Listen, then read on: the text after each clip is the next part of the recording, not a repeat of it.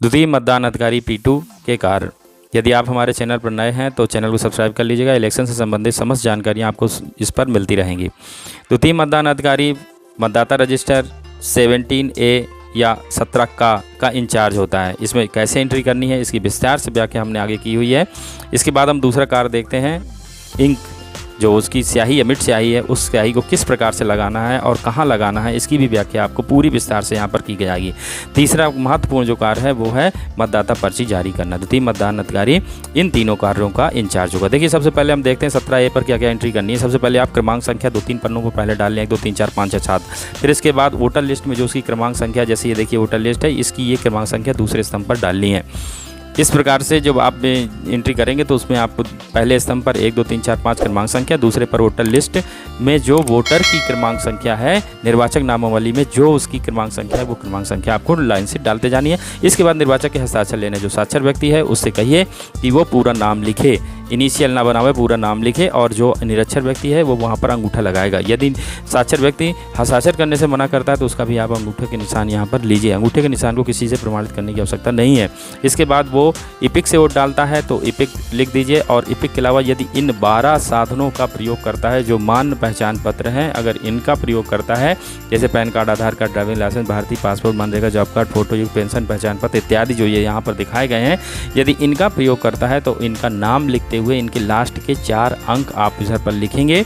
और ये अभियुक्ति जो ये अभियुक्ति है, ये टिप्पणी है, ये किसी भी दशा में खाली नहीं छोड़ी जाएगी, इसको आपको लिखना ही पड़ेगा। इपिक लिख दीजिए। यदि वो वोटर स्लिप से मतदाता पर्ची से वोट डालता है तो VS बस लिख दीजिए, पर्याप्त है। और यदि अन्य साधनों का प्रयोग करता है तो उन साधनों को डिफाइन करते हुए उनके 4 अंक लास्ट के लिखने हैं। वोटर जब पूरा मतदान हो जाए तो लास्ट सीरियल आप फॉर्म 17 इज इतना लिख करके जो हमारे पीठासीन अधिकारी हैं और एजेंट हैं उनके साइन यहाँ पर होंगे। मतदाता पर्ची में आपको उसका क्रम संख्या लिखना है कि किस किस क्रम संख्या में इसने वोट डाला, और उसकी निर्वाचक नामावली में क्रम संख्या क्या है, और अपने इनिशियल कर दें। इन पर्चियों को तृतीय मतदान अधिकारी इकट्ठा करेगा और निर्दिष्ट लिफाफे में भर करके जमा करेगा।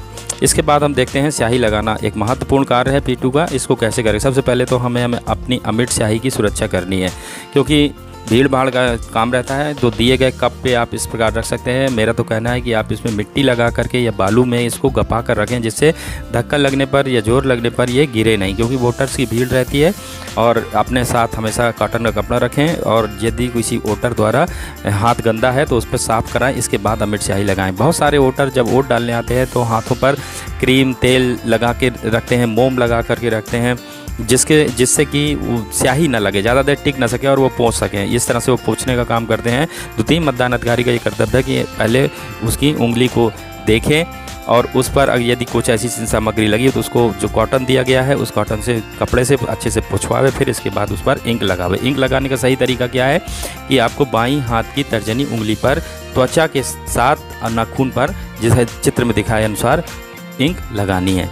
और इंक अगर उसकी बाईं हाथ की तर्जनी उंगली नहीं है तो बाईं हाथ की तर्जनी के बगल में मध्यमा नहीं है तो अनामिका नहीं है तो कनिष्ठिका उंगली पर लगानी है। यदि बाईं हाथ में कोई उंगली नहीं है तो दाईं हाथ की तर्जनी नहीं है तो मध्यमा नहीं है तो अनामिका नहीं है तो कनिष्ठिका उंगली पर आपको निशान लगाने हैं। कभी कभी ऐसे वोटर भी आ जाते हैं एक्सीडेंटली या किसी रोगवश जिनके दोनों उंगलियां ने दोनों पंजों पर उंगली नहीं है, तो ऐसे में जो उनका ठूंठ है उस पर आप अच्छे से अमिट स्याही लगाएंगे।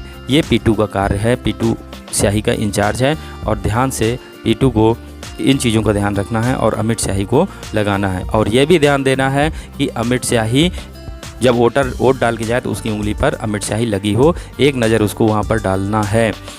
इसलिए अमिट स्याही ऐसे समय पर लगाएं जैसे आपने उसकी वोटर आता है, वोटर आने के बाद आपने उस पर एंट्री की और उस स्याही लगा दी। स्याही लगाने के बाद उसके दस्तखत करावें। इतनी देर में अमिट स्याही उसके हाथ पर अच्छे से अपनी छाप लगा देगी।